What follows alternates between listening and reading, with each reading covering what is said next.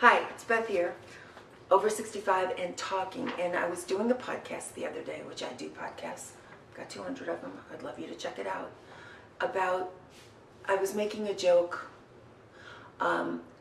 instead of saying the declining years, I was saying the reclining years, because I finally got to my friend Trisha's house for the first time in a year.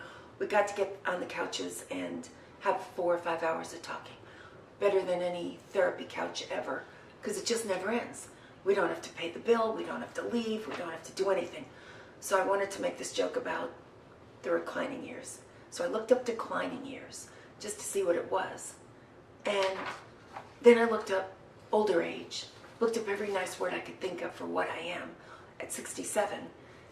And this is how it is. Prime of life, older, age. I tried to put it aged, I tried to use a nice word, there is no nice word for it. Okay. Prime of life people, this is other words for. Looked it up online, right? Manhood, estate, prime of life. Older, decrepitude, dotage, feeble, senility, caducity. I looked that one up. That's feeble and senility all in one. What a great word. Weakness, okay, for prime of life. Zenith, brilliance, wise, fullness, responsible, perfection, ascendancy, summit, full bloom. Debility, I didn't even know that was a word. Ancientness, imbecility, senile, and then for some reason they tack on golden years just to try to confuse me. All right? Words matter. That's what we've been told. This is what we get. And then I'm like, could we get a job out there? There are so many jobs available. No, they're not hiring people who are 70. They're not. And if we could get a job, even just one more year over 65, we could live longer. We'd have 9 to 11% chance of living 13 more years. If we get a job, if they would let us work, and we could work.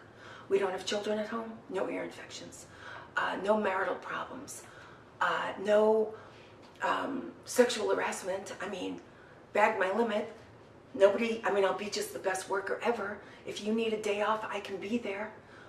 I'm kind, I'm generous. I've finished. All of my hormones are all sleeping now. I'd be the best worker. I'd do exactly what you wanted.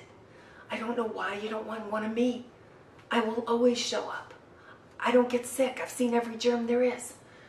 So if you could give me a job, if you just give me a job, I could about 3 times more likely to report better health and half as likely to have serious problems like cancer and heart disease. I mean, what have you got to lose? And I'm not talking about a big job. I'm just talking about something to get me out of the house, to keep me going. 17% of us over 70 just work 10 hours a week. These are reading glasses. I'm not on any medication. I don't stay out late. I'm not on any drugs. I don't do anything wrong. I can't even drink Diet Coke anymore. Why don't you want to hire me? I mean, in teenagers.